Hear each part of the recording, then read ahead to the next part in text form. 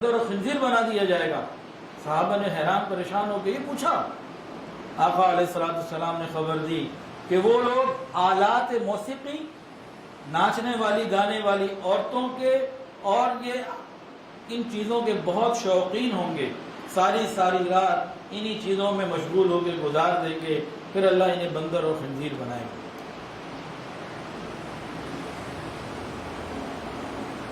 ہو سکتا ہے ہم میں سے کوئی اٹھ کے کہہ دے جی کہ باقی باتیں تو سمجھ میں آ رہی ہیں، لیکن نہ آج تک ہم نے کسی کو بندر کے روپ میں دیکھا نہ خنزیر کے روپ میں دیکھا۔ تو اس میں پہلی بات تو یہ سمجھ لیجئے، رسول اللہ صلی اللہ علیہ وسلم کی زبان سے نکلی ہوئی ہر بات سچ ہے۔ ہماری آنکھ کا دیکھا غلط ہو سکتا ہے، رسول اللہ صلی اللہ علیہ وسلم کی مبارک زبان سے نکلا ہوا حرف غلط نہیں ہو سکتا۔ تو ایسا پریکٹیکلی ہوا بھی ہے اور آگے ہو بھی سکتا ہے اور ہوگا، محسوس ہوتا ہے، اللہ عافیت میں رکھے۔ لیکن جو ہمیں نظر آ جائے گا اس بات کو سمجھنے کے بعد وہ کیا ہے؟ دو جانوروں کے نام لیے، ایک بندر اور ایک خنزیر۔ کتے کا نام بھی تو لیا جا سکتا تھا اور بھی کسی گدھ کا نام لیا جا سکتا تھا، بندر اور خنزیر ہی کا کیوں لیا؟ کوئی تو حکمت ہوگی نا اس کی۔ تو جو محققین ہیں انہوں نے فرمایا کہ بندر کا کام ہے نقالی کرنا، دوسروں کو جو دیکھتا ہے ویسے کرتا ہے، یعنی ایکٹنگ، ایکٹر نہیں ہوتا، بندر کا کام ہے ایکٹنگ کرنا۔ اور خنزیر یہ انتہائی بے غیرت، بے حیا اور دیوس قسم کا جانور ہے کہ اس کی بیوی کے پاس، اس کی عورتوں کے پاس، مادہ یہ خنزیر کے پاس کوئی بھی آئے اسے کوئی پرواہ نہیں، سب کے لیے دروازہ کھلا رہتا ہے۔ تو یہ دو چیزیں ان دونوں جانوروں میں موجود ہیں۔ اور آپ دیکھ لیجئے آج اپنے ہی معاشرے میں ہم دیکھ سکتے ہیں کہ جو لوگ گانے بجانے کے رسیا ہیں، موسیقی کے اندر ڈوبے ہوئے ہیں اور ان کا تعلق گلوکاروں سے، فنکاروں سے اور ایسے لوگوں کے ساتھ آنا جانا کثرت سے ہے، اور وہ طبقہ جو خود ان چیزوں کے اندر ملوث ہے، ایک تو یہ ایکٹنگ کے اندر بہت ماہر ہوگا، یعنی بندر کی صفات، اور دوسرا ان لوگوں کو اور ان کے ساتھ آنے جانے والے، رابطہ رکھنے والے لوگوں کے اندر یہ بات خنزیر والی جو دیوس کی ہے وہ موجود ہوگی کہ ان کی محرم عورتوں کے پاس کوئی آئے جائے انہیں کوئی پرواہ نہیں، ان کی بیویوں کے پاس کوئی آئے جائے کوئی پرواہ نہیں۔ بلکہ اب تو ہمارے ملک کے پاکستان میں یہ بھی شروع ہو چکا کہ بے حیائی کا اور بے غیرتی کا وہ دن جو دنیا میں منایا جاتا ہے جس میں لوگ اپنی بیویاں ایک دوسرے کے ساتھ تبدیل کرتے ہیں، وہ یہاں بھی شروع ہو چکا۔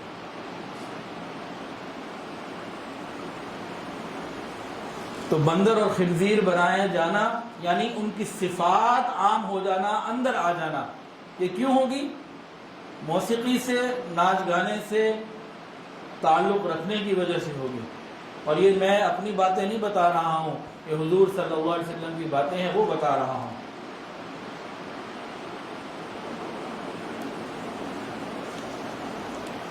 گانا بجانے کے اثرات برے ہی برے ہیں، کوئی اس میں خیر کی بات نہیں ہے۔ اور کفر نے، مال کمانے والے تاجروں نے اور پھر شیطان نے اپنے گھناؤنے مقاصد پورا کرنے کے لیے موسیقی کو بہت اچھے طریقے سے استعمال کیا ہے۔ ایک زمانہ تھا کہ جب موسیقی فقط خوش طبعی کے لیے، وقت گزارنے کے لیے سنی جاتی تھی، یا غم دور کرنے کے لیے، حالات پریشانی ہے تو دور، بس اتنا ہی اس کا درجہ تھا۔ اس وقت بھی نبی علیہ السلام نے اس کو منع کیا۔ وہ ساری کیفیات میں بھی یہ حرام تھی، ہے اور رہے گی، کیونکہ جن ہستی کو حرام قرار دینے کا اختیار حاصل ہے وہ نبی علیہ السلام کی ہستی ہے۔ اس کے بعد تو کوئی جمع ہو کے اس کو حلال حرام نہیں کر سکتا۔ جو اسٹیٹس ہے وہ تو لکھ دیا گیا، اور قیامت کے دن نبی علیہ السلام کے بتائے ہوئے طریقے پر ہی معاملہ بنے گا۔ تو پہلے زمانے میں بس اس کا اتنا ہی درجہ تھا، کیا کہ تفریحی مقاصد کے لیے یا غم غلط کرنے کے لیے، ٹائم پاس کرنے کے لیے سن لیا۔ شریعت نے تو اس کو بھی پسند نہیں کیا۔ لیکن اس کے بعد کیا ہوا؟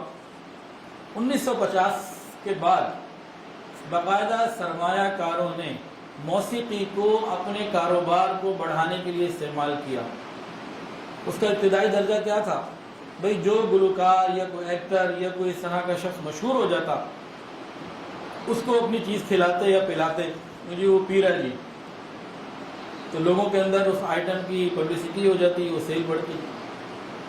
یا پھر اپنی کوئی چیز اس کو پہنا دیتے، شرٹ پہنا دیتے، کوئی پتلون پہنا دیتے، کوئی اور چیز، کوئی لباس ایسا تیار کر کے پہنا دیتے جس سے کہ لوگ اس کو دیکھتے، اور جو لوگوں کے اندر مشہور ہوتا، معروف ہوتا، تو لوگ اس جیسا بننا چاہتے ہیں، اس جیسا دکھنا چاہتے ہیں، تو وہ پھر اس کی نقالی کرتے، اس جیسا لباس استعمال کرتے، تو ان لوگوں کو خوب فائدہ ہوتا اور ان کے مال سیل ہوتے۔ چنانچہ گلوکاروں کو ایک ایک دستخط کرنے کے جو ہے نا لاکھوں ڈالرز ملنا شروع ہوا، اور ایک رجحان شروع ہو گیا، اور ساری دنیا کے اندر نوجوان اپنی گلوکاری کے لیے، اپنے آواز کو بہتر کرنے کے لیے دن رات محنت کرنے لگا۔ پھر 1985 کے بعد ایک اور نیا رخ آیا، جب موسیقی نے اپنے بہت برے اثرات اس کے اوپر مرتب کیے۔ شیطان نے لوگوں کے ذہنوں میں یہ ڈالا، نئی نئی قسم کی چیزیں ایجاد کی گئیں، اور جو محبت کے نام پہ ایجاد کی گئیں، لیکن شروع ہوئی لفظ کے اوپر، پہنچی لسٹ یعنی شہوت کے اوپر۔ جیسے پاپ میوزک شروع کیا گیا، پھر اور اس کی اقسام شروع کی گئیں۔ اس میں کیا ہوتا ہے؟ اس نے بوائے فرینڈ اور گرل فرینڈ کے رواج کو بہت زیادہ عروج دیا۔ اب ابتدائی جو محبت کے فیز ہوتے ہیں، دن ہوتے ہیں، تو ان میں ان کو وہ باتیں زیادہ اچھی لگتی ہیں، وہ گانے زیادہ اچھے لگتے ہیں جن میں محبت کی باتیں ہوں، قریب ہونے کی باتیں ہوں، عاشقانہ باتیں ہوں۔ اور پھر جب آپس میں محبتیں ہوتی تو یہ حرام ہے، بیماری ہے، اس سے بھی نفرتیں، لڑائیاں اور خرابیاں وجود میں آتی ہیں، دوریاں وجود میں آتی ہیں۔ پھر ان لوگوں کو وہ گانے پسند آتے ہیں جس میں بے وفائی، محبوب کے ساتھ جو ہے وہ جدائی اور غمگین چیزیں ان کو پسند ہوں۔ تو اس نے جب بہت زیادہ پاپ میوزک نے، پاپولر میوزک نے عروج حاصل کیا، تو نوجوانوں کے اندر بے حیائی بڑھتی ہی چلی گئی۔ اس بے حیائی کے بڑھنے کی وجہ سے فرنگی ماحول میں بن بیائی مائیں، وہ مائیں جن کی شادی نہیں ہوئی اور ماں بن گئی، ان کی ایک بہت بڑی تعداد وجود میں آئی جو 100 سال پہلے وہاں بھی نہیں تھی، اور 9 اور 10 سال کی عمر میں بھی مائیں آنے لگیں۔ پھر جو یہ بچے ہوتے، یا تو ان کو ختم کروا دیا جاتا، اور اگر پیدا ہو جاتے ہیں تو ماں ان سے اپنی جان چھڑاتی ہیں۔ تو ایسے بچے بہت بڑی تعداد میں جب آئے جن کے ماں باپ کا علم نہیں، یہ معاشرے کے اندر دھتکارے ہوئے تصور کیے گئے، ماں باپ کا ماحول نہیں ملا، خاندان کی محبت نہیں ملی، تو یہ لوگ جب بڑے ہوئے تو انہوں نے اپنی نفرت کا معاشرے سے جو ہے نا وہ قیمت لینی شروع کی، اپنی محرومیوں کی قیمت مختلف قسم کے جرائم کر کے لینا شروع کر دی۔ تو یہ معاشرہ الگ تباہی کا ایک انداز کی طرف بڑھا۔ اسی طریقے سے گانا بجانے میں ایک اور معاملہ بھی ہوا کہ جب کوئی میاں بیوی ایک دوسرے سے ناراض، کوئی کاروبار میں نقصان، کوئی اور گھریلو پریشانی، تنگی، جو لوگ ڈپریشن کا شکار ہو جاتے تھے، اصل میں ڈپریشن کا شکار بندہ اسی وقت ہوتا ہے جب یہ اللہ سے دور ہوتا ہے۔ حضرت مفتی تقی عثمانی صاحب فرماتے ہیں جس کا اللہ سے تعلق، پھر اس کا بے چینی سے کیا تعلق؟ الا بذکر اللہ تطمئن القلوب، اللہ فرماتے ہیں دلوں کا سکون تو میری یاد میں ہے۔ جو بے سکونی کی زندگی، ڈپریشن کی دوائیاں جو لے رہے ہیں نا، آپ دیکھیں گے عمومی طور پر یہی نکلے گا کہ وہ اللہ سے دور ہے۔ جس کا اللہ سے تعلق، اس کا پھر بے چینی سے تعلق نہیں ہونا چاہیے۔ جس کی دوستی اللہ سے ہو وہ ہر حال میں بڑا پر امید رہتا ہے۔ تو اللہ سے دوری کی وجہ سے جو ڈپریشن اور یہ معاملات آتے رہے، تو انہوں نے ایک نئی ہیوی میٹل نام کی جو ہے اور راک میوزک نام کی موسیقی ایجاد کی، اور اس پہ پھر کام شروع کر دیا، اور وہ بہت پاپولر بھی ہوئی۔ پھر یہ کچھ ایسے مقاصد تھے جو ایک عام ذہن، کاروباری ذہن اور عام ذہن کے تھے، لیکن پھر اس موسیقی نے شیطانی رخ بھی اختیار کیا۔ موسیقی ہے ہی شیطانی چرخہ، تو اس نے پھر اپنا شیطانی رخ بھی آگے جا کے اختیار کر لیا۔ وہ کیا کہ شیطان نے لوگوں کو اپنا بنانے کے لیے، خدا سے بیزار کرنے کے لیے، باقاعدہ اپنی پوجا کروانے کے لیے اس کے اندر اور آگے کام شروع کیے، اور ایک موسیقی وجود میں لائی گئی جس کا نام ہی اسٹینک ورشپ ہے، شیطان کی پوجا۔ اس میں کھلے لفظوں میں ہر بول انسان کو شیطان کی پوجا کی دعوت دے رہا ہوتا ہے، اور کہتے ہیں ہم شیطان کے پجاری ہیں، ہم اپنے نفس کے غلام ہیں۔ اور ان میں سے بعض لباس بھی ایسا پہن لیتے ہیں اور کانوں میں پتہ نہیں کیا کیا ڈال لیتے ہیں، کالا لباس، اور اپنی شکل بھی شیطان جیسی بنانے کی کوشش کرتے ہیں اور کہتے ہیں کہ ہم اس کے پجاری ہیں۔ یہ کام شروع ہو گیا، اور بے ڈھنگے لباس اور یہ سب چیزیں چلنی شروع ہو گئیں۔ اس نے بھی معاشرے کے اندر بہت بگاڑ پیدا کیا۔ ساتھ ساتھ سائنسی ترقیاں بھی بڑھ رہی ہیں، انسانی دماغ کے اوپر بھی ریسرچ ہوئی، تو سائنسدانوں نے اس بات کو محسوس کیا کہ انسان کا دماغ ایک بہت بڑی نعمت ہے، بہت بڑی چیز ہے، اور ہمارے حواس سے خمسہ کو اور باقی اعضاء کو چلانے کے لیے انسان کے دماغ کا تقریباً 15% حصہ جو ہے وہ کافی ہے۔ باقی 85% جو ہے یہ مستقل کہیں نہ کہیں مصروف رہتا ہے۔ اب اس کے راز کھولنے کے لیے وہ دن رات لگے ہوئے ہیں کہ ہم معلوم کریں کہ دماغ کا باقی حصہ کیا کام کرتا ہے۔ تاہم انہوں نے جب اپنی ریسرچ کی تو یہ بات ان کو بالکل معلوم ہو گئی، یہ واضح ہو چکی ہے یہ بات کہ ہمارے حواس خمسہ، ہمارے حواس ہمارے دماغ کو ایسے سگنل بھی پہنچا دیتے ہیں جو ہم محسوس کرتے ہیں، اور ایسے سگنل بھی پہنچا دیتے ہیں جو ہم محسوس نہیں کرتے، مگر دماغ میں ان کی معلومات، انفارمیشن آنے کی وجہ سے بندے کی شخصیات کے اوپر اس کا اثر پڑتا ہے۔ اس کے اوپر بڑی محنت کی گئی۔ حواس خمسہ کے ذریعے غیر محسوس طریقے سے انسان کو اپنی من مرضی کے پیغامات پہنچانا، اس کے اوپر پوری محنت کی گئی۔ مثال کے طور پر ہم نے کسی راستے کے اوپر ایک گاڑی دیکھی تو دو طرح کی اطلاعات ملیں گی، ایک محسوس اطلاعات اور ایک غیر محسوس اطلاعات۔ محسوس اطلاعات کیا ہیں؟ گاڑی چل رہی تھی، ریڈ کلر تھی، مرد چلا رہا تھا اور اسپیڈ آہستہ تھی۔ ہم نے گاڑی کو دیکھا تو ہم نے یہ دیکھا کہ گاڑی چل رہی تھی، اس کا کلر ریڈ تھا، سلو اسپیڈ تھی اور کوئی مرد چلا رہا تھا۔ یہ باتیں تو ہمیں محسوس ہو گئی۔ جو غیر محسوس اطلاعات اس منظر کو دیکھ کے ملی وہ کیا؟ گاڑی بڑی قیمتی تھی، یا گاڑی بڑی کھٹارا تھی، کوئی تو گاڑی ہوگی نا۔ گاڑی بڑی قیمتی تھی، سڑک سنسان نہیں تھی، یعنی تنہائی میں لٹنے کا اندیشہ نہیں تھا، تو یہ غیر محسوس اطلاعات بھی آتی ہیں۔ اب آپ سامنے گھڑی کو دیکھیے، کیا ٹائم ہو رہا ہے، ذرا دیکھیے پیچھے گھڑی جو لگی ہوئی، ٹھیک ہے 6:11 ہو رہے ہیں۔ اب محسوس اطلاعات کیا ہیں کہ آپ نے گھڑی کو دیکھا، ٹائم دیکھا، بات مکمل ہو گئی۔ لیکن صرف اس ایک نظر کے ڈالنے سے آپ کے دماغ نے، میرے دماغ نے بہت ساری غیر محسوس چیزیں بھی اپنے اندر لے لی۔ مثلا یہ گھڑی گول نہیں ہے، یہ چورس ہے، یہ ڈیجیٹل نہیں ہے، اینالاگ ہے، یہ ذرا ہائٹ پہ لگی ہوئی ہے، یہ دو دروازوں کے درمیان ہے۔ تو یہ اطلاعات جو میں نے آپ کو بتائی ہیں، یہ آپ کو ملی ہے کہ نہیں ملی ہے؟ غلط بتا رہا ہوں، ملی ہے نا؟ اب اس کا اثر بھی آئے گا۔ اب آپ سب سے پوچھا جائے کہ آپ نے اس گھڑی کو دیکھا، اس کے بعد کئی سوالات سب سے پوچھے جائیں تو کئی لوگوں کی رائے مختلف ہوگی۔ مثلا کوئی کہے گا گھڑی کو اس دیوار پہ نہیں ہونا چاہیے، ہمیں گردن زیادہ گھمانی پڑی، تو آپ نے غلط لگائی ہے، اس کو اس دیوار پہ لگائیں۔ اثر آیا کہ نہیں آیا؟ اور یہ آپ نے لگائی ہے اینالاگ، اب تو ڈیجیٹل زمانہ ہے تو ڈیجیٹل ہو، جس کے نیچے یہ بھی ہو کہ وقت کب مکمل ہو رہا ہے، ایک رائے یہ بھی آ سکتی ہے۔ اور یہ جو لگائی ہے ذرا سی ٹیڑھی کیوں ہو گئی، اس کو ذرا سیدھی بھی کروا دیں۔ اور اس طرح کی کئی چیزیں مشورے میں آ سکتی ہیں۔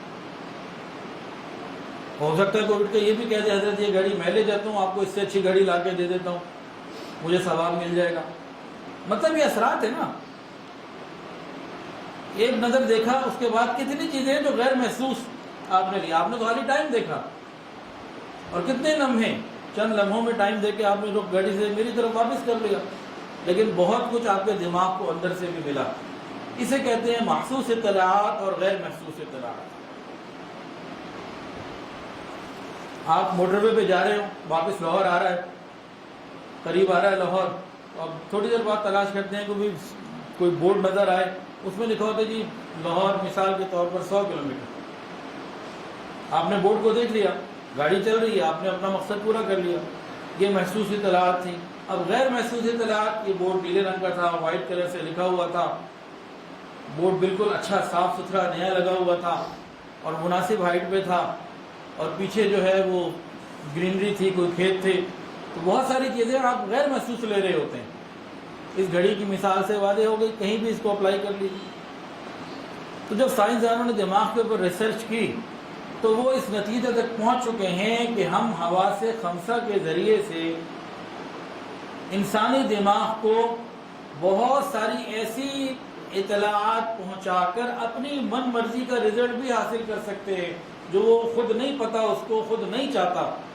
اس کو آپشن دیں، ہو سکتا ہے وہ یس کر دے، ہو سکتا ہے نو کر دے، لیکن ہم اس کو استعمال کر کے اپنی مرضی کے نتیجے لے سکتے ہیں.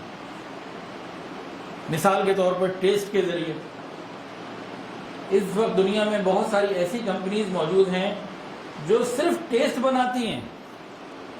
مثال کے طور پر ہم نے جناب آلو کے چپس کا کاروبار کرنا ہے، یا چائے بنانی ہے کوئی، یا کوئی اور چیز بنانی ہے، تو وہ کمپنی آپ کو کیا دے گی؟ کوئی چیز نہیں دے گی. وہ آلو بھی نہیں دے گی آپ کو، کوئی مٹیریل نہیں دے گی کھانے پینے کا، کچھ بھی نہیں، صرف ذائقہ دے گی. ساری محنت آپ نے کرنی ہے. وہ ذائقے کے بعض مرتبہ لاکھوں ڈالرز لیتے ہیں کہ آپ ان سے صرف ذائقہ لے کے اپنی چیز میں ڈال دیں. اب ساری دنیا اس ذائقے کے پیچھے پاگل ہو جائے گی. ہمیں تو وہی چاہیے. تو جو لاکھوں ڈالرز ہوتے ہیں اس ذائقے کے، اس کے پیچھے بہت ساری پھر شیطانی سوچیں بھی ہوتی ہیں. بہت ساری کمپنیاں ایڈز بنواتی ہیں، اشتہار، لاکھوں ڈالر کا اشتہار. وہ حالانکہ 10% پہ بھی بن سکتا ہے. مثال ایک 2 لاکھ ڈالر کا اشتہار ہے، وہ 20,000 ڈالر میں بھی تیار ہو سکتا ہے، لیکن وہ 80% یا 90% رقم جو جا رہی ہوتی ہے وہ اپنی من مرضی کے پیغامات ڈلوانے کی جا رہی ہوتی ہے. اس کو کہتے ہیں بیک ٹریک میسیجنگ اور سب لیمینل میسیجنگ، خفیہ میسیجنگ.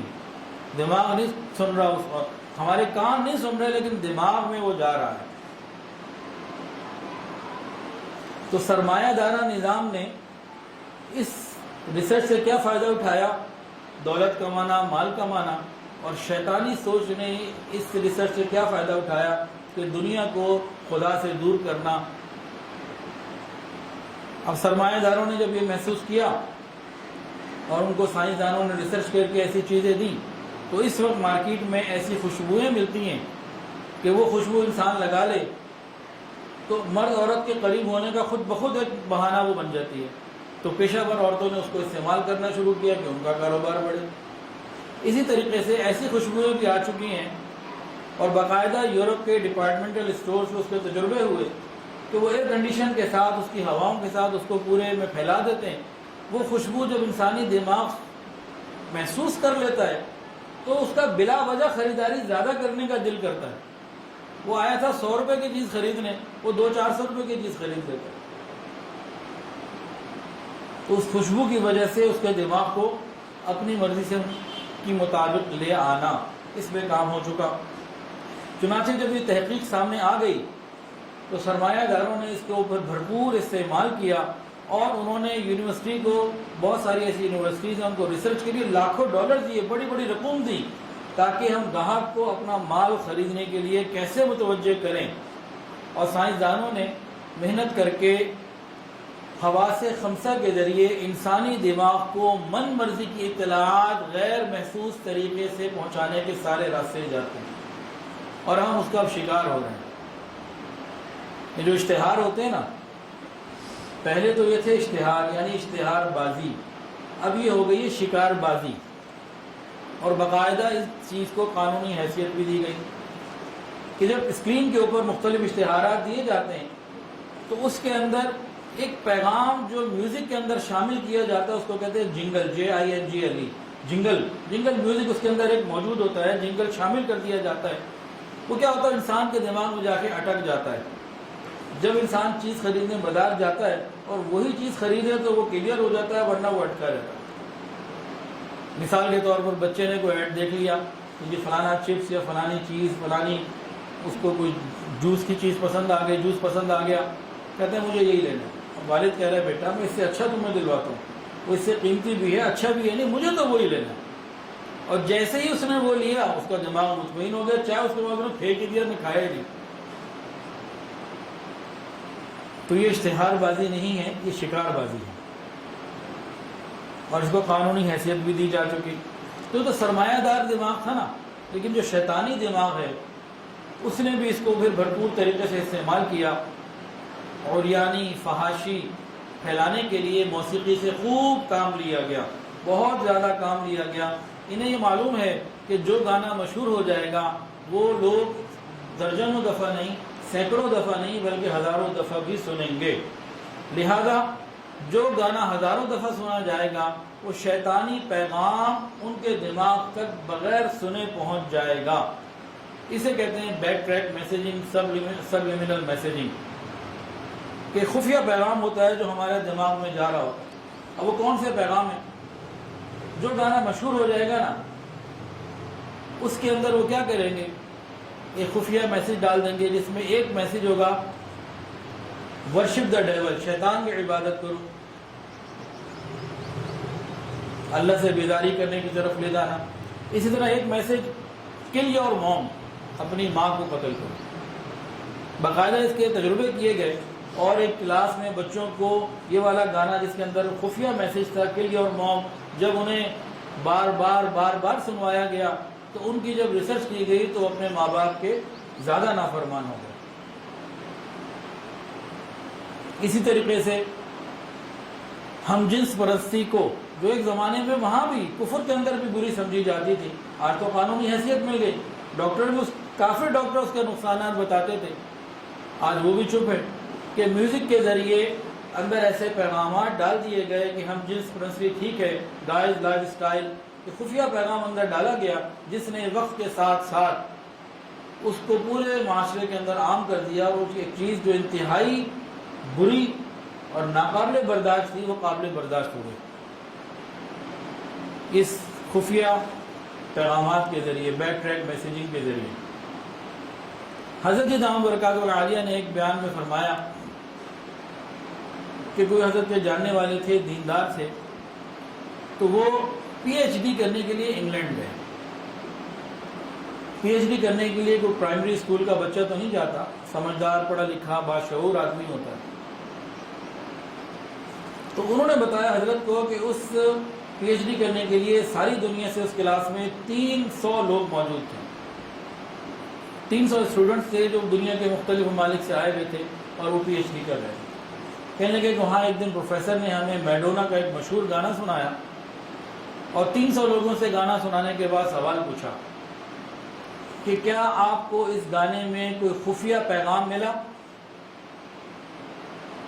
تو 300 لوگوں نے یکسر کہا ہمیں کوئی خفیہ پیغام اس میں نہیں ملا. اس نے کہا ہے، ملا ہے اور آپ کے دماغوں نے سنا ہے. تو 300 لوگ جو PhD کرنے آئے ہوئے تھے، دنیا کے بہترین دماغ سے، دنیاوی اعتبار سے پوری سمجھ بوجھ رکھنے والے تھے، کوئی KG کے بچے نہیں تھے، سب نے انکار کیا کہ نہیں ہم نے ایسا کچھ نہیں سنا. اس نے کہا آپ نے سنا ہے. پھر پروفیسر نے اپنی بات کو ثابت کرنے کے لیے کیا کیا، اس نے وہ گانا دوبارہ چلایا اور اس کی فریکوینسی کو توڑنا شروع کیا. توڑتے کم کرتے ایک ایسی فریکوینسی کی سٹیج آ گئی کہ جب سر اور تال تو ٹوٹ گئے، لیکن اندر سے آواز آ رہی تھی او اسٹین، اے شیطان، اے شیطان، جیسا کہتے نا یا اللہ یا اللہ. تو جب ان 300 لوگوں نے وہ بات سنی اور وہ اندر سے خفیہ پیغام اس خاص فریکوینسی پہ جا کے جب سنا تو سارے کے سارے حیران رہ گئے. حضرت نے فرمایا کہ اس پروفیسر نے پھر یہ بھی بتایا کہ اس وقت دنیا کی حکومتیں جو ہیں رائے عامہ کو اپنی مرضی کے مطابق کرنے کے لیے اس کا استعمال کر رہی ہیں اور میوزک کے ذریعے ساری دنیا میں بھیج دیتی ہیں. بالخصوص مسلمانوں کو تو اس سے بہت زیادہ شکار کیا جا رہا ہے۔ آج سے 30-40 سال پہلے کہیں کوئی حادثہ ہو جاتا تھا، کسی مسلمان ملک میں کوئی حملہ کر دیتا یا کوئی سیلاب یا کوئی اور بڑا حادثہ آ جاتا، کوئی تکلیف سے خبریں آ جاتی تھیں، تو ہم مسلمان اپنے گھروں میں ان کا درد محسوس کرتے تھے، اپنی خوشی کی تقریبات کو کینسل کر دیا کرتے تھے، ان کے لیے دعائیں کیا کرتے تھے۔ اور آج ایسی کوئی خبر نشر کی جاتی ہے تو اس سے پہلے میوزک ہوتا ہے، اور اس میوزک کے اندر ایک خفیہ میسج ہوتا ہے۔ وہ کیا؟ یہ تو ہوتا ہی رہتا ہے، یہ تو ایک روٹین کی بات ہے، یہ تو ایک کامن سی چیز ہے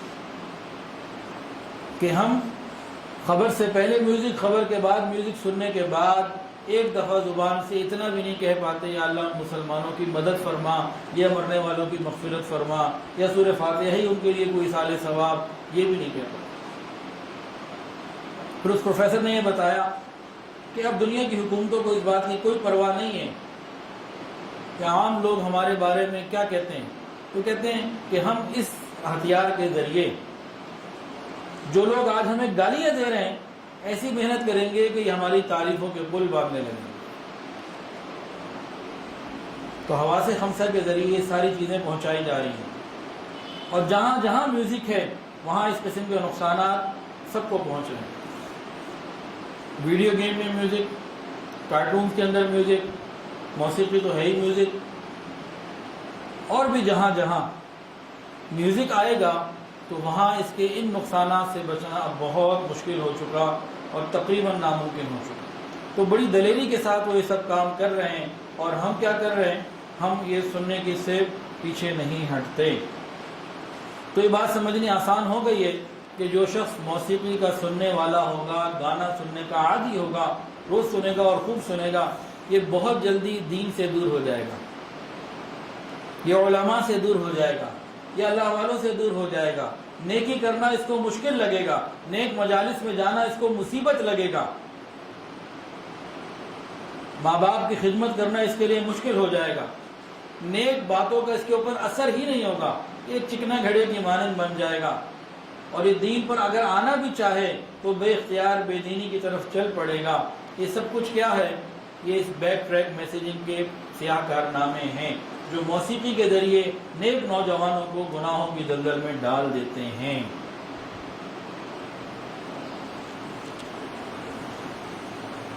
تو اس کے اوپر ابھی محنت بڑھتی چلی جا رہی ہے، ریسرچ بڑھتی چلی جا رہی ہے، اور موسیقی کیا ہے؟ یہ میوزیکل انڈسٹری کا روپ دھار چکی ہے۔ جس طریقے سے بایو میڈیسن، آرٹیفیشل انٹیلیجنس کے داخلے ملنا مشکل ہیں بڑی یونیورسٹیز میں، اسی طریقے سے آڈیو پروسیسنگ کے اندر بھی داخلے ملنا مشکل ہو گیا، جہاں اس قسم کے اور بہت سارے گھناؤنے کام سکھائے جاتے ہیں، کیے جا رہے ہیں۔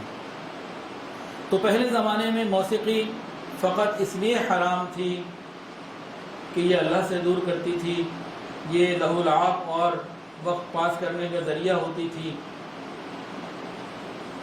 لیکن آج کل کے حالات میں یہ عیاشی، عریانی، فحاشی کی طرف لے جانے والی، شیطان کی عبادت کی طرف بڑھانے والی، خدا سے بیدار کرنے والی، دین سے بیدار کرنے والی، علماء سے، اللہ والوں سے بیدار کرنے والی، دینی محنتوں سے دور کرنے والی چیز بن چکی ہے۔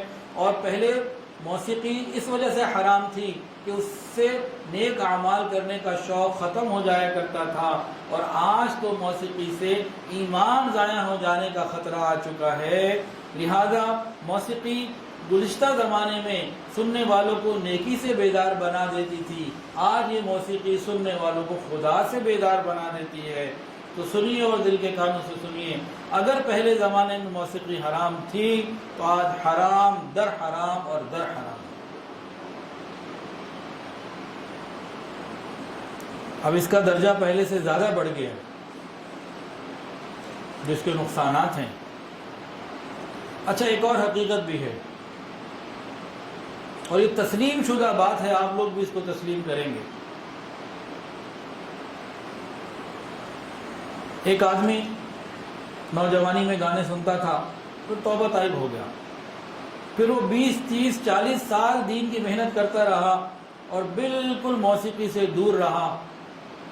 اچانک کیا ہوا کہ 30 سال نیکی کی زندگی جب وہ گزار رہا تھا اور 30 سال گزار چکا تھا اور ابھی اسٹل نیکی کی زندگی پر ہی ہے. وہ کہیں سے گزرا اور وہاں سے اچانک اس کو وہ میوزک، وہ گانا سننے کو ملا جو 30 سال 40 سال پہلے وہ سنتا تھا. آپ غور کیجئے گا، وہ بچپن کے اور جوانی کے سنے ہوئے گانے 40 سال بعد بھی انسان سنے تو اندر وہ یادیں آباد ہو جاتی ہیں، کچھ خاص رگیں پھڑک جاتی ہیں اور انسان کا کچھ نہ کچھ رجحان اور تعلق بن جاتا ہے.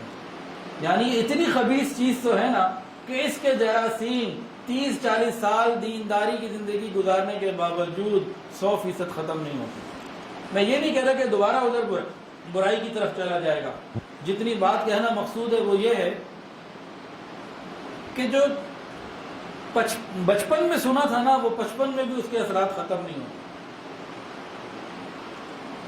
بڑی تسلیم شدہ حقیقت ہے. اس کو کوئی، میں نہیں سمجھتا کہ کوئی انسان اس کو ڈینائی کرے کہ یہ غلط ہے.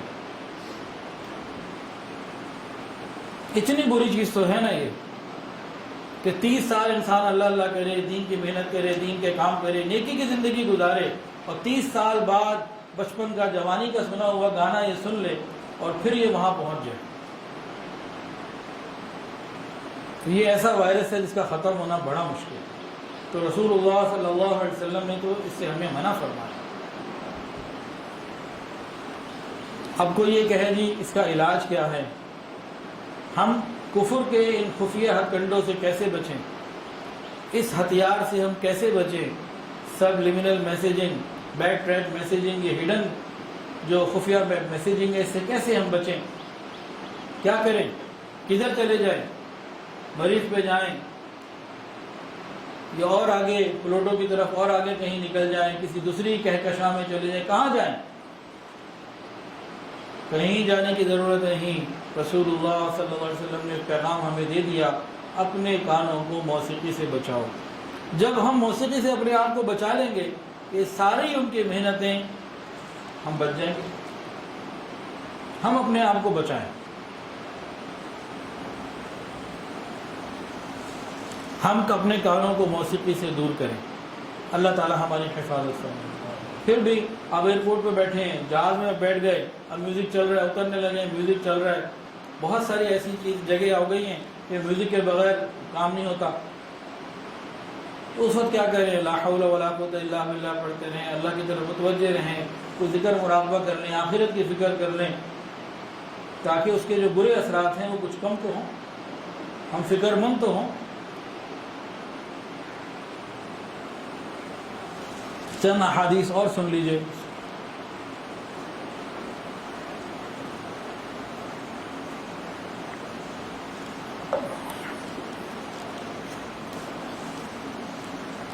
بخاری شریف کی روایت ہے، نبی علیہ الصلوۃ والسلام نے فرمایا کہ میری امت کے کچھ لوگ ایسے ہوں گے کہ وہ زنا اور ریشم اور شراب اور گانے بجانے کو حلال سمجھیں گے. آج کل کے کتنے دانشور ایسے ہیں جو میڈیا کے اوپر آ کے گانے بجانے کو حلال قرار دے رہے ہیں، یعنی نبی علیہ السلام کی پیشن گوئی پوری ہو گئی.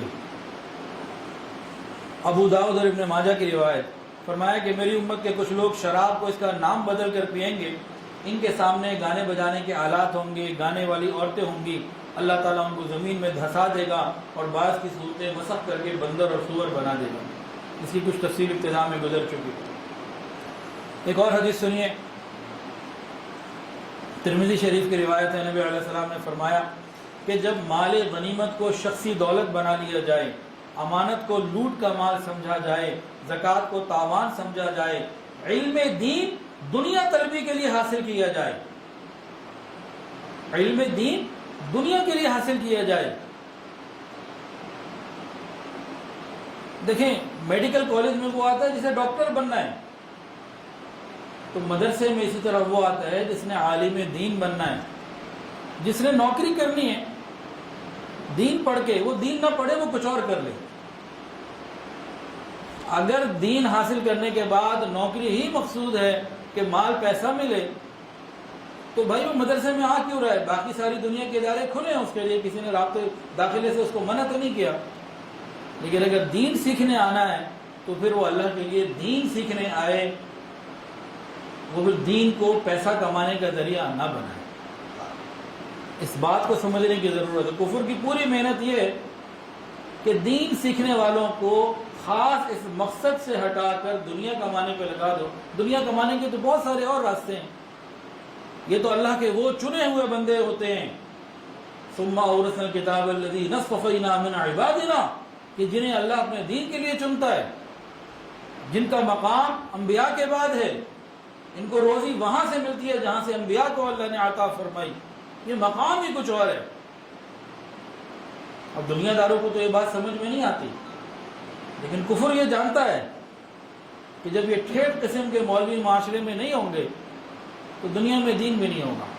اور آج بھی کھلی آنکھوں سے دیکھ لیجئے، ساری دنیا میں بہت سارے مسلمان ملکوں میں دیکھ لیجئے جہاں ایسے علماء موجود نہیں ہیں جو فقط اللہ کے لیے دین پڑھنے پڑھانے والے ہوں، اپنی دنیا کو قربان کر کے اللہ کو راضی کرنے والے ہوں، انبیاء کے طریقے پہ چلنے والے ہوں، جہاں ایسے علماء موجود نہیں وہاں آپ کو عوام میں دین نظر نہیں آئے گا۔ میں ایسے کئی اسلامی ملکوں کے مدرسوں میں جا چکا ہوں، بخاری شریف بھی پڑھا رہے ہیں، عورتوں میں بھی بیٹھے ہوئے ہیں، بخاری شریف پڑھا کے باہر آتے ہیں تو جناب سگریٹ چل رہی ہوتی ہے، پینٹ شرٹ اور ٹائی کے ساتھ ان کی مدرسوں میں پڑھانا ہوتا ہے وہ مدرسہ پڑھا بخاری شریف رہے، لیکن نبی علیہ السلام کی سنت سے محروم، آپ کے لباس سے محروم، آپ کے طریقوں سے محروم۔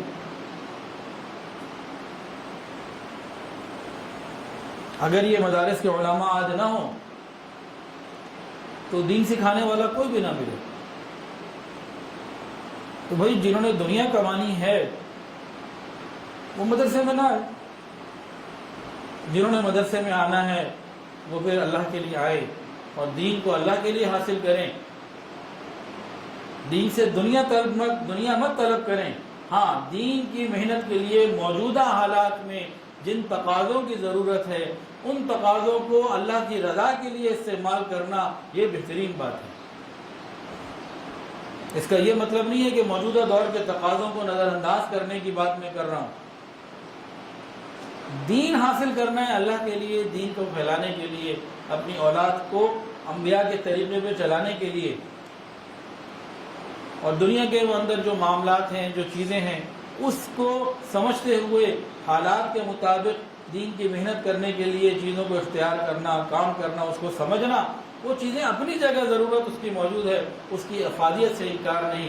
بات یہ ہے کہ دین حاصل کرنا ہے اللہ کے لیے، دین کا علم حاصل کرنا ہے، مال پیسے کے لیے نہیں، اللہ کے لیے، اس بات کو سمجھا جائے۔ اور جب تک ایسے علماء موجود ہیں جس معاشرے میں، وہاں دین انشاءاللہ آپ کو عوام میں نظر آئے گا۔ اور جب ایسے علماء ختم ہو جائیں گے تو جہاں جہاں ختم ہو چکے ہیں وہاں ایسے لوگ موجود نہیں رہے کہ عوام کے اندر کوئی خوف خدا کی بات ہو۔ تو حدیث کے اندر آیا جب زکوٰۃ کو تاوان مانا جائے، جب علم دین دنیا حاصل کرنے کے لیے سیکھا جائے، جب مرد اپنی بیوی کی اطاعت کرے اور اپنی ماں کی نافرمانی کرے، دوست کو قریب رکھے اور باپ کو دور کرے، مسجدوں میں شور ہو، قبیلے کا سردار ان کا بدترین آدمی ہو، جب قوم کا سربراہ ذلیل ترین شخص ہو، جب شریر آدمی کی عزت اس لیے کی جائے کہ اس کی عزت نہ کی تو یہ مجھے نقصان پہنچا دے گا، اور جب گانے والی عورتوں کا رواج ہو جائے اور گانے بجانے کے آلات عام ہو جائیں، جب شرابیں پی جانے لگیں، اور جب اس امت کے آخری لوگ پہلے لوگوں پہ لعن طعن کریں، جیسے آج نہیں کہتے کہ جی پیچھے علماء کو کیا پتا، پچھلے لوگوں کو برا بھلا کہنا، اور فرمایا کہ اس وقت تم انتظار کرو سخت آندھی کا، زلزلے کا، زمین دھس جانے کا، صورتیں مسخ ہو جانے کا، بگڑنے کا، اور قیامت کی ایسی نشانیوں کا جو یکے بعد دیگر اس طرح سے آئیں گی جیسے ہار کی کوئی لڑی ٹوٹ جائے اور پیچھے دانے گرتے چلے جاتے ہیں۔ ہم اس زمانے میں رہ رہے ہیں۔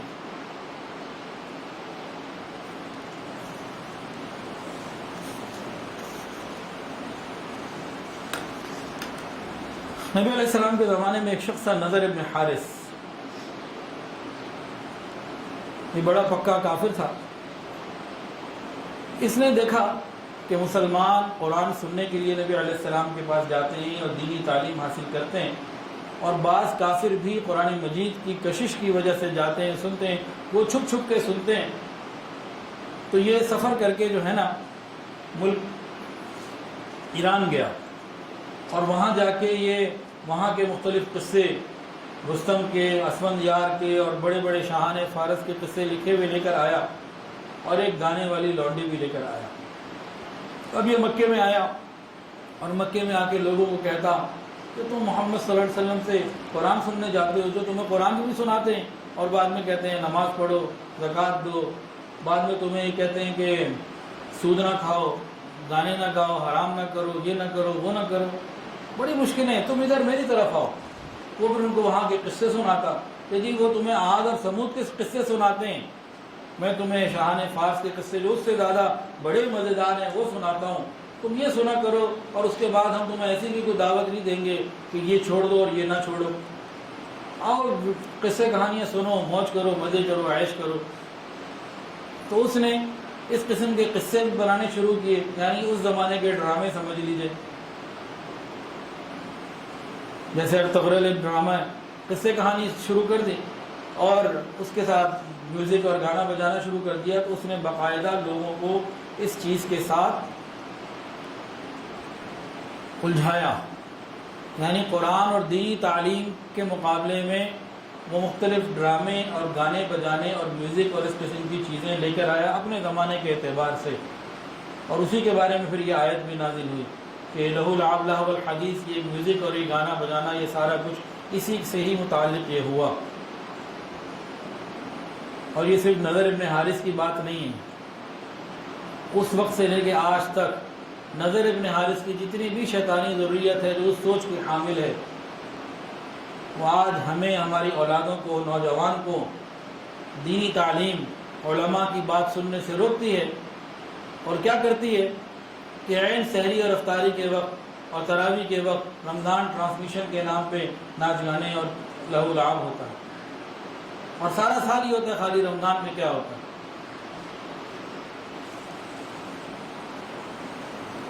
اور جہاں یہ ہوتا ہے وہاں پھر تباہی آ کے رہتی ہے،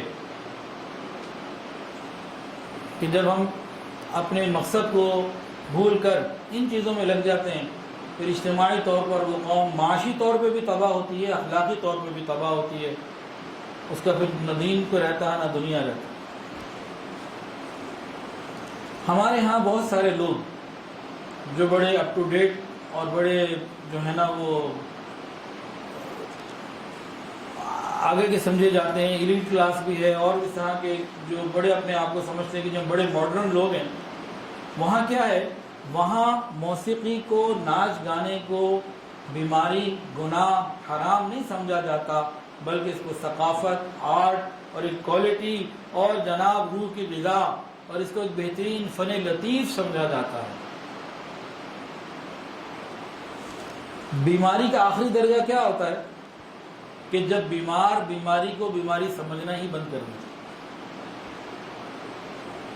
بلکہ فخر کرے۔ مثال، ایک آدمی کو شوگر ہے، ڈاکٹروں نے منع کر دیا ہے بھائی ذرا احتیاط رکھنا،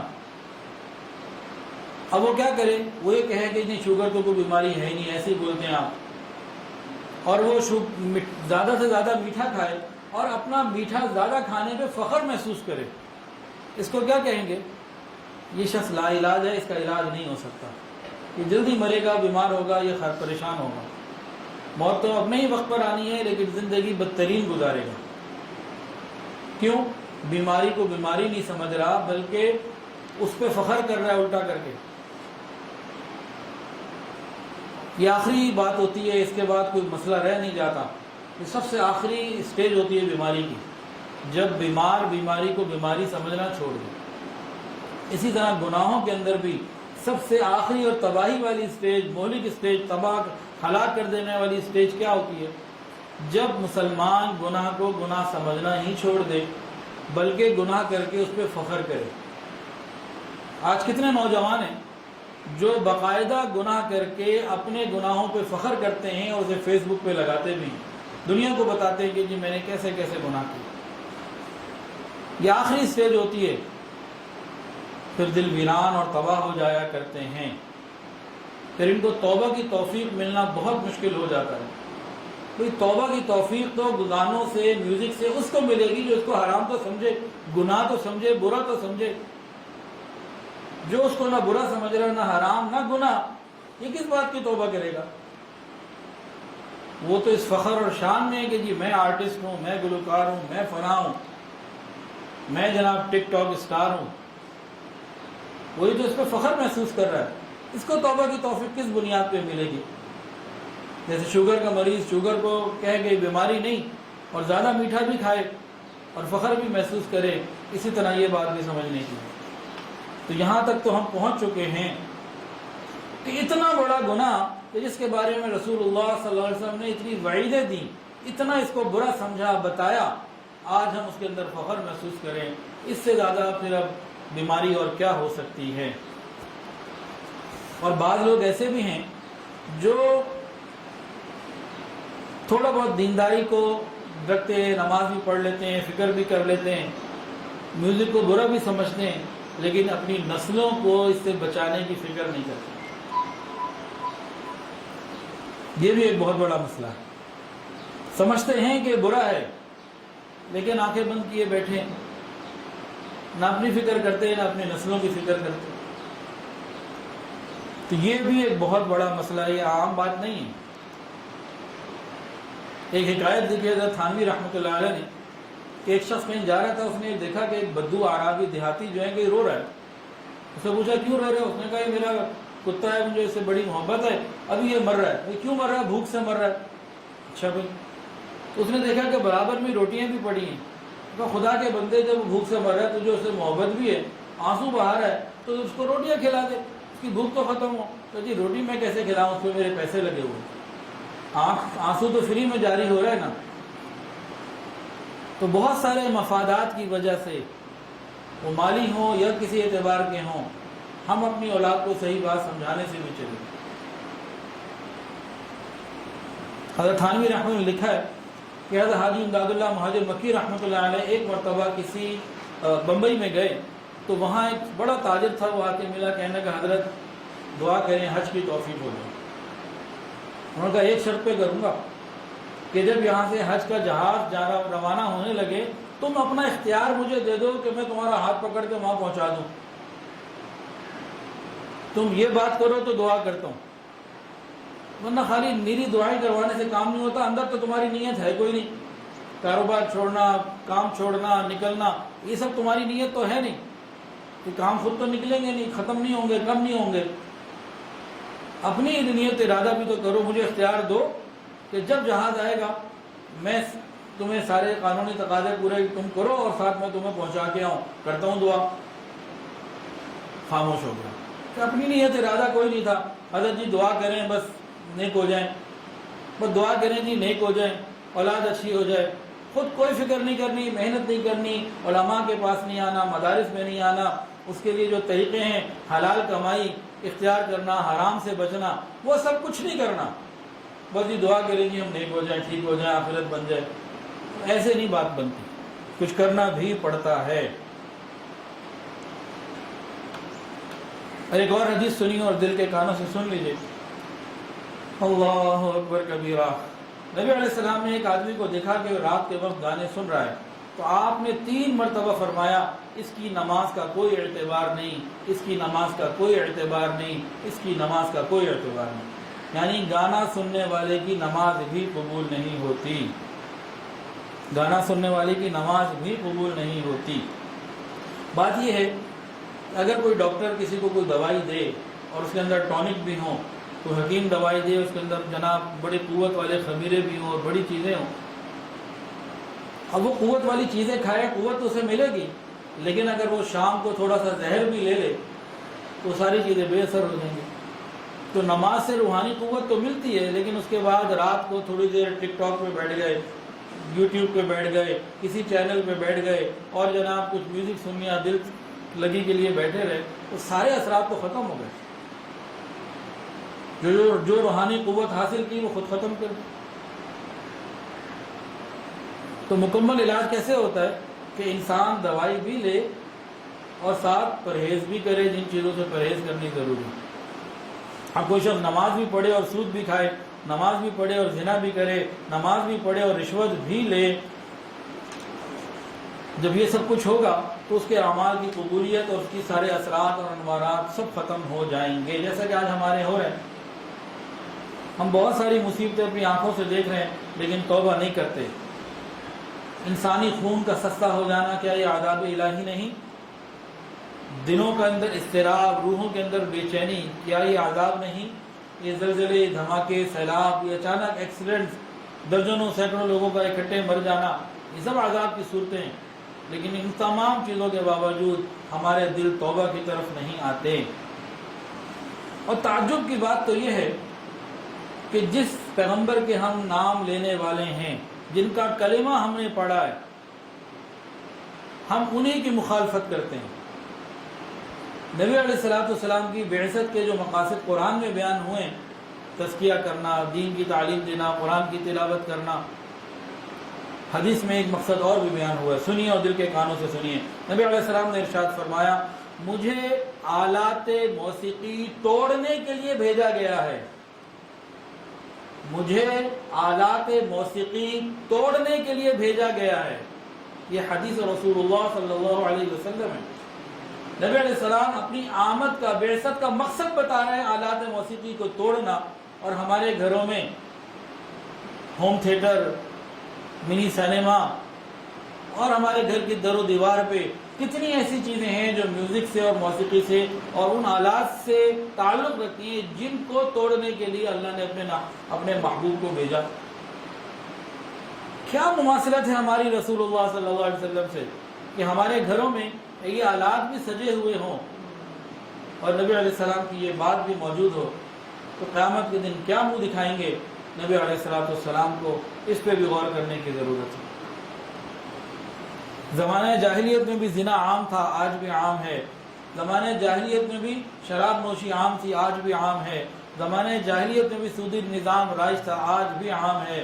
زمانے جاہلیت میں بھی عورت کو کھلونا بنانا، اس کے ذریعے کمائی کرنا، یہ عام تھا، آج بھی عام ہے۔ زمانے جاہلیت میں بھی ناچ گانے کی محفلیں لگا کرتی تھیں، عام تھی اور آج بھی عام ہے۔ زمانہ جاہلیت میں بھی بدکاری کے اڈے ہوتے تھے، آج بھی بنے ہوئے ہیں۔ زمانہ جاہلیت میں بھی ناجائز ولادت بہت کثرت سے ہوا کرتی تھی، اور آج بھی خاص طور سے فرنگی ماحول میں تو بہت زیادہ عام ہے۔ تو ہم نے نبی علیہ السلام سے پھر کیا سیکھا اور کیا بنا؟ اب گانا بجانے کی کمائی، میوزک کی کمائی، جو جناب اسنیپ چیٹ، اسنیپ ویڈیو، ٹک ٹاک، یوٹیوب اور مختلف طریقوں سے لی جاتی ہے، اس کے بارے میں بھی ذرا بات سن لیجیے۔ کہاں جا رہے ہیں ہم؟ ہماری سوسائٹی میں سارا دن جو مزدور نوکری کر رہا ہے، محنت کر رہا ہے، پتھر توڑ رہا ہے، وہ سستا مل جائے گا۔ چلچلاتی دھوپ میں اور یخ بستہ ہواؤں میں محنت کرنے والے مزدور اور کسان، اس کی قیمت سستی ہے۔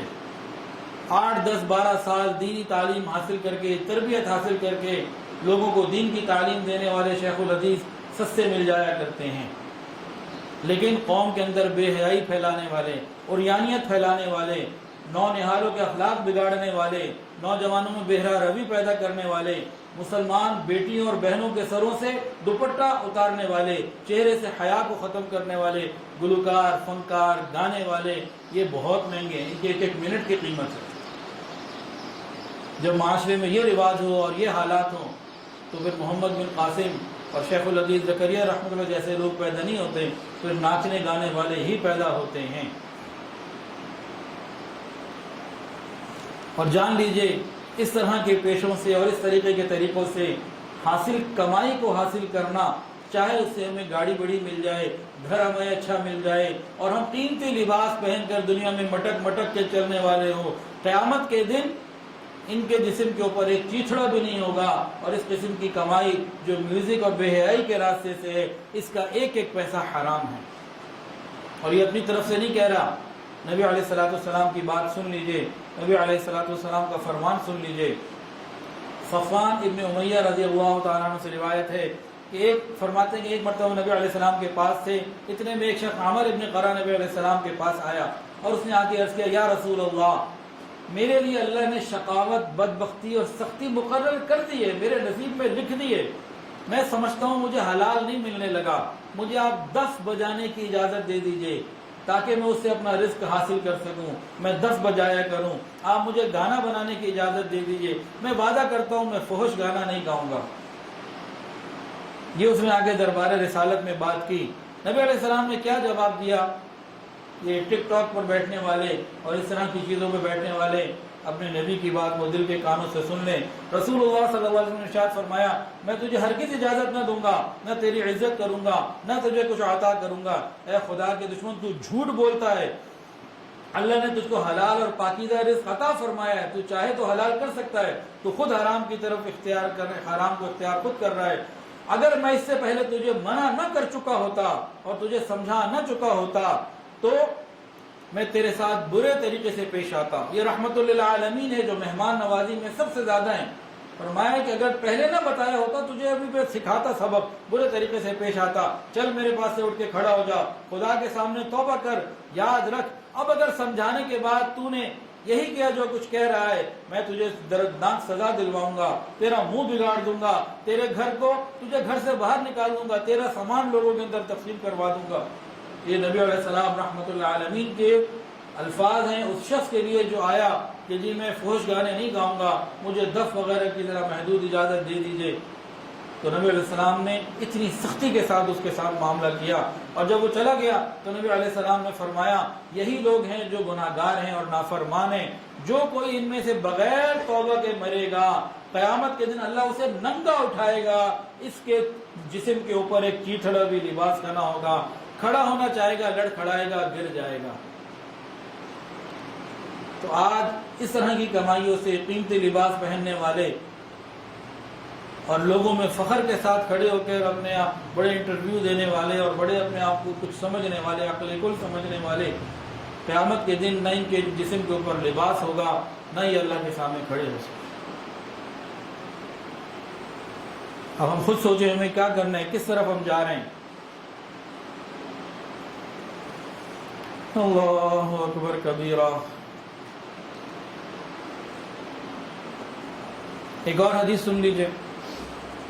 حضرت ابو امامہ رضی اللہ تعالیٰ عنہ سے روایت ہے، نبی علیہ السلام نے ارشاد فرمایا جب شیطان زمین پر آنے لگا تو اس نے اللہ تعالیٰ سے عرض کیا یا اللہ آپ مجھے زمین پر بھیج رہے ہیں، راندہ درگاہ تو آپ بنا چکے، میرے لیے کوئی گھر بھی تو ہو. فرمایا حمام، یہ جو ٹوائلٹ ہے یہ تیرا گھر ہے. اس نے کہا میرے لیے کوئی بیٹھنے کی مجلس، بیٹھک بھی تو ہو. فرمایا بازار اور راستے یہ تیرے بیٹھنے کی جگہیں. فرمایا اس نے عرض کیا کہ اللہ میرے لیے کوئی کھانا بھی تو مقرر ہو. فرمایا ہر وہ چیز جس پہ میرا نام نہ لیا جائے وہ تیرا کھانا ہے. اس نے کہا مجھے پینے کے لیے بھی کچھ عطا ہو. فرمایا ہر نشہ آور چیز یہ تیرا مشروب ہے. اس نے کہا اللہ مجھے اپنی طرف بلانے کا، کہ میں لوگوں کو اپنی طرف بلاؤں، کوئی ذریعہ بھی تو دے دے. فرمایا یہ میوزک، یہ گانا بجانا، یہ باجے، یہ آلات، یہ سب تیری طرف بلانے والی چیزیں ہیں. پھر اس نے کہا مسلمانوں کو آپ نے قرآن دیا ہے، جیسے تو مجھے بھی تو کوئی ایسی چیز دے نا کہ میں بار بار پڑھ سکوں، اس کو کوئی ایسی چیز ہو. فرمایا کہ گندے شعر جو ہیں یہ سب تیرے لیے بار بار پڑھی جانے والی چیز ہیں. اس نے کہا کچھ لکھنے کے لیے بھی تو دے دے. تو اللہ نے کہا جسم کے اوپر گوندنا، یہ ٹیٹوز جو بناتے ہیں یہ تیری لکھائی ہے. تو عرض کیا میرے لیے کوئی کلام بھی تو ہو، میرا بھی تو کوئی کلام ہو. فرمایا جھوٹ تیرا کلام ہے. اس نے کہا میرے لیے کوئی جال بھی تو ہو. فرمایا عورتیں تیرا جال ہے.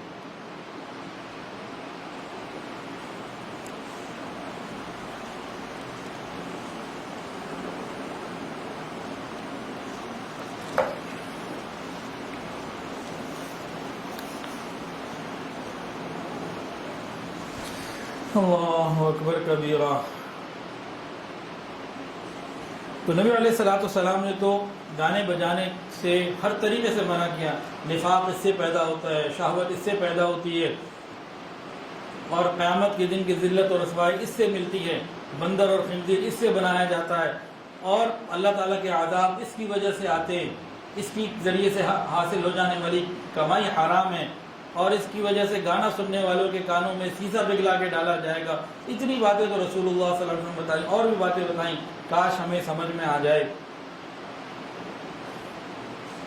اب ہمارے ہاں بھی بڑے لوگ اپنی بہو بیٹیوں کو لوگوں کے سامنے رقص کرواتے ہیں اور اس پہ فخر محسوس کرتے ہیں. چھوٹی بچی پیدا ہوتی ہے اس کو لوگوں کے سامنے رقص کرواتے ہیں، اس پہ خوشی محسوس کرتے ہیں کہ ہماری بچی کو کتنا اچھا ناچنا گانا آتا ہے. اسلامی ملکوں کے ثقافتی لوگ دورے ہوتے ہیں اور مسلمان قوم کی بہو بیٹیاں دوسرے ملکوں میں جا کے ناچ گانے کرتی ہیں، اور اسے اسلامی ملک کا ایک شخصیت اور تصور دیا جاتا ہے. یہاں تک تو ہمارا دماغ پہنچ چکا۔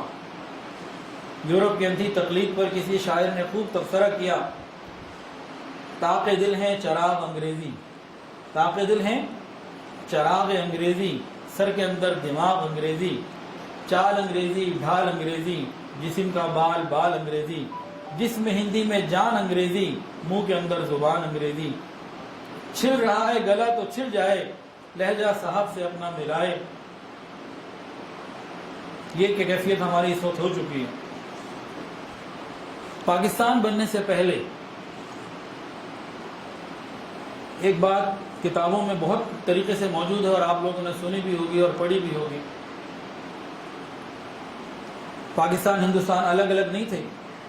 اس زمانے میں مسجدوں کے سامنے سے ہندوؤں کی بارات جب گزرتی تھی نا، تو بارات میں ڈھول تماشے ہوتے تھے، اور جب مسجد قریب آ جاتی تو ہندو خود بخود اپنے ڈھول اور بارات اور گانے کی میوزک کی آواز بند کر دیا کرتے تھے، روک دیا کرتے تھے کہ مسلمانوں کی گھر یہ مسجد آ رہی ہے، اللہ کا گھر آ رہا ہے۔ اور اگر کہیں ایسا نہ ہوتا تو صرف اسی بات کے اوپر فسادات کھڑے ہو جاتے تھے کہ ہندوؤں نے مسجد کا احترام نہیں کیا، مسجد کے سامنے سے دروازے سے میوزک کے ساتھ گزر گئے۔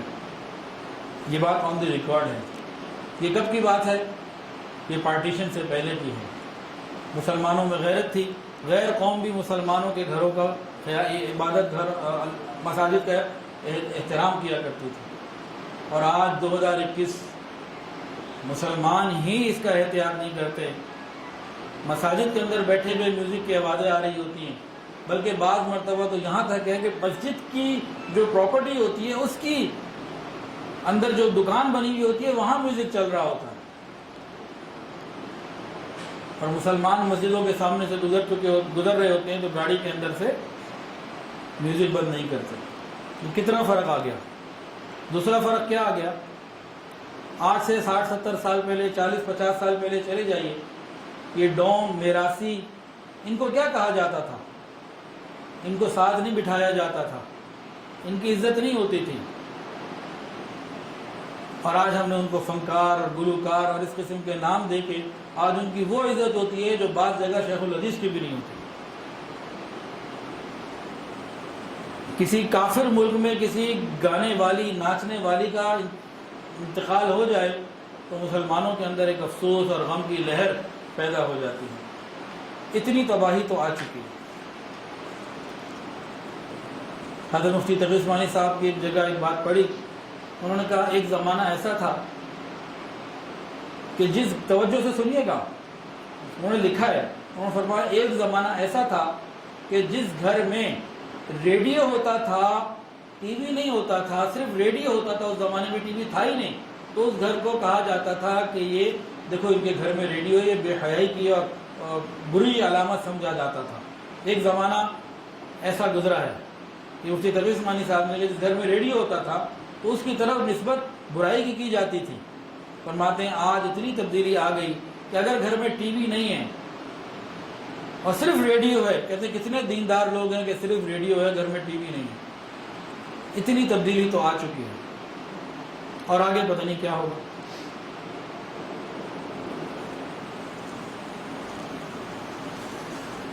اللہ اکبر کبیرہ۔ کیا موسیقی روح کی غذا ہے؟ وہ جس کو اللہ نے حرام کیا، نبی نے حرام کیا، کیا وہ روح کی غذا ہو سکتی ہے؟ جس سے شہوانیت غالب آ جائے، روحانیت مغلوب ہو جائے، کیا وہ روح کی غذا ہو سکتی ہے؟ جس کی وجہ سے نفاق پیدا ہو، کیا وہ روح کی غذا ہو سکتی ہے؟ جس کی وجہ سے ذکر، تلاوت، عبادت میں لذت محسوس نہ ہو، کیا وہ روح کی غذا ہو سکتی ہے؟ جو مسلمان بیٹیوں کو بے حجاب کر دے، بے غیرت بنا دے، بے حیا بنا دے، کیا یہ روح کی غذا ہو سکتی ہے؟ جو انسان کو اپنی دینی ذمہ داریوں سے غافل کر دے، آخرت سے غافل کر دے، تو کیا یہ روح کی غذا ہو سکتی ہے؟ ہاں، ایک صورت میں ضرور ہو سکتی ہے۔ کہتے ہیں جی موسیقی روح کی غذا ہے، جی یہ شیطانی روح کی غذا ہے، یہ رحمانی روح کی غذا نہیں ہے۔ اب آخر میں موسیقی کے چند نقصانات سن لیجئے، اور پھر سچے دل سے ہم سب توبہ کریں کہ خود بھی موسیقی سے بچیں گے اور اپنی نسلوں کو بھی بچانے کی کوشش کریں گے۔ وہ والی کوشش نہیں جو ایک تاجر نے حضرت کو کہا دعا کر دیں حج پہ جانا ہے، کہ اندر نیت کوئی نہیں ہے، اس کوشش سے کچھ نہیں ہوگا۔ موسیقی کے نقصانات میں سے سب سے پہلا نقصان سمجھ لیجئے، ناچ گانے کا پہلا نقصان تو یہ ہے کہ اللہ اور اس کے رسول اس شخص سے ناراض ہو جاتے ہیں۔ مسلمان کے لیے بہت بڑا نقصان ہے یہ۔ ہم اپنے والدین کو ناراض نہیں کر سکتے، اپنی لاڈلی بیوی کو ناراض نہیں کر سکتے، چہیتی اولاد کو ناراض نہیں کر سکتے، بہن بھائیوں کو ناراض نہیں کر سکتے، رشتہ داروں کو ناراض نہیں کر سکتے، ان سب کو منانے کی فکر کرتے ہیں، لیکن موسیقی کی وجہ سے اللہ اور اس کے رسول کو ناراض کر دیتے ہیں۔ کتنا بڑا نقصان کا ہم سودا کرتے ہیں۔ موسیقی کا دوسرا نقصان یہ ہے کہ موسیقی میں انہماک کی وجہ سے انسان اپنی بہت ساری ضروریات سے آہستہ آہستہ غافل ہو جاتا ہے، جو اس کا عادی بن جاتا ہے کہ ماں باپ کی خدمت سے، گھر کے اور ضروری کاموں سے یہ غافل ہو جاتا ہے، اور آخرت کی تیاری سے یہ غافل ہو جاتا ہے۔ بلکہ آگے بڑھ کر یہ کہوں، جب حکمران موسیقی کے دل دادہ ہو جائیں تو وہ اپنی ذمہ داریوں سے غافل ہو جاتے ہیں اور قومیں تباہ ہو جاتی ہیں۔ مغل بادشاہ آپ کے سامنے ہیں، پورے ہندوستان کو مسلمانوں کا راج تھا، لیکن جب محمد شاہ رنگیلے جیسے آئے کہ جس کی فوج کتنی سینکڑوں گانے بجانے والے لوگ اس کے قریب موجود، تو جب اس قسم کے بادشاہ آئے تو پھر انگریز کو پورا موقع ملا اور مسلمانوں کے سے حکومت چھن گئی، سب کچھ ختم ہو گیا۔ یہ سب موسیقی کی وجہ سے ہوا، ان آلات میں، ان چیزوں میں پڑھنے کی وجہ سے ہوا۔ موسیقی کا تیسرا نقصان، دل سیاہ ہو جاتا ہے، نیکی اور برائی کا امتیاز ختم ہو جاتا ہے۔ اچھائی اور برائی سمجھنے کا جو فرق ہے نا، وہ صرف اس کے اندر سے نکل جاتی ہے۔ گناہوں کی طرف میلان بڑھ جاتا ہے، بلکہ گناہوں کے اوپر فخر کرنا شروع کر دیتا ہے، اور نفاق اس کے اندر پیدا ہو جاتا ہے، اور نتیجہ یہ ہوتا ہے کہ ہدایت کی کوئی بات، علماء کی نصیحت اس کے دل کے اوپر اثر نہیں کرتی، دل کے اندر سختی پیدا ہو جاتی ہے، عبادت میں دل نہیں لگتا، تلاوت کا دل نہیں کرتا، اور خوف خدا کی وجہ سے انسان کی آنکھوں میں آنسو نہیں آتے۔ یہ بھی موسیقی کے نقصانات ہیں۔ موسیقی کا چوتھا نقصان کہ اس کی وجہ سے بے غیرتی اور دیوسی پیدا ہوتی ہے۔ دیوس کسے کہتے ہیں؟ حدیث کے اندر آتا ہے دیوس جنت کی خوشبو بھی نہیں سونگھ سکے گا۔ دیوس کون ہوتا ہے؟ کہ جس کی بیوی کے پاس، ماں بہن کے پاس کوئی بھی آئے اسے کوئی پرواہ نہیں ہوتی، بیوی کہے مجھے پردہ کرنا ہی، کہتے سوال ہی پیدا نہیں ہوتا تجھے پردہ کرنا۔ اس کو حدیث میں دیوس کہا گیا۔ تو موسیقی سے دیوسیت پیدا ہوتی ہے، انسان جنت سے محروم ہو جاتا ہے۔ تو جو شخص دن رات اس قسم کے گانے جس میں شہوانی جذبات کو بھڑکایا جا رہا ہو، اس کے اندر اگر دیوسیت پیدا نہیں ہوگی تو اور کیا پیدا ہوگا؟ جبکہ حدیث کے اندر یہ بات بتا دی گئی۔ پانچواں نقصان یہ ہے موسیقی کا، ناچ گانے کا، کہ دل کے اندر زنا کا داعیہ پیدا ہوتا ہے، معاشرے کے اندر اخلاق ختم ہو جاتا ہے، حیا ختم ہو جاتی ہے، اور بے حیائی بڑھتی چلی جاتی ہے۔ قرآن حکیم میں ازواج مطہرات تک کو حکم دیا گیا، غیر محرم سے بات کرو تو نرم آواز سے مت کرنا، ذرا سختی کے ساتھ کرنا۔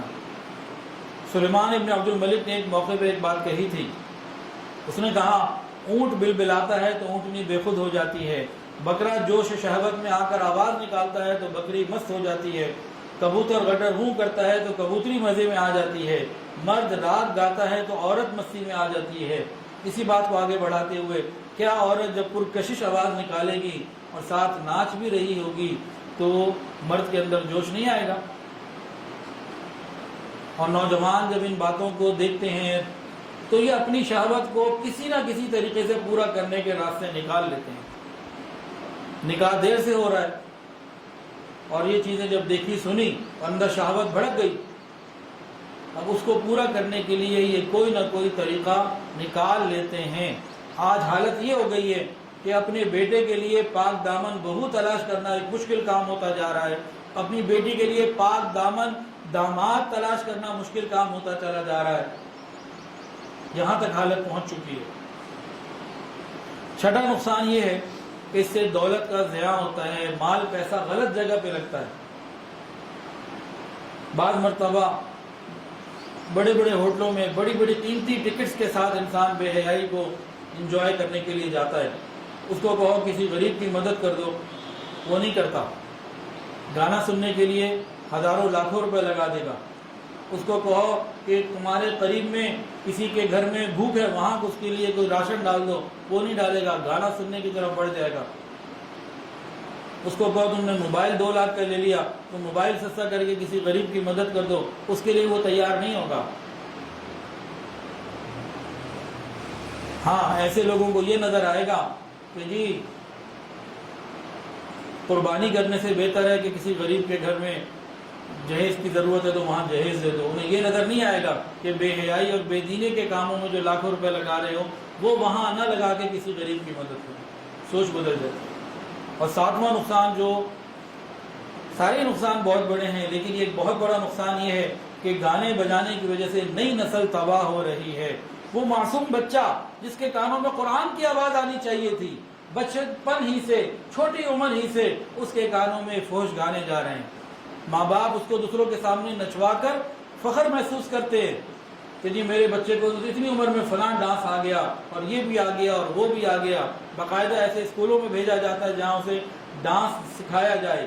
جب دن رات ہماری نسل موسیقی سنے گی، جب وہ اپنے ہر گھر کے بڑے چھوٹے کو موسیقی کا دل دادا دیکھیں گے، اپنے ماں باپ کو شادیوں میں اور مختلف جگہوں پہ ناچتا ہوا دیکھیں گے، جب یہ سب کچھ وہ کریں گے، جب مہمانوں کے سامنے بچے کو ایک ڈانسر کے طور پہ پیش کیا جائے گا، تو اس بچے کا ایمان کیسے بنے گا؟ اس کو ایمان کی صفات کیسے ملیں گی؟ یہ صحابہ اور صحابیات کو کیسے اپنا رول ماڈل بنائے گا؟ یہ علماء کا احترام کیسے کرے گا؟ یہ دیندار مجالس میں کیسے جائے گا؟ یہ مدارس میں کیسے آئے گا؟ یہ دین کی محنت کے لیے کیسے تیار ہوگا؟ یہ قرآن کی تلاوت سننے کا شوق کب رکھ سکے گا؟ یہ ساری چیزیں تو اس کے اندر رہ جائیں گی۔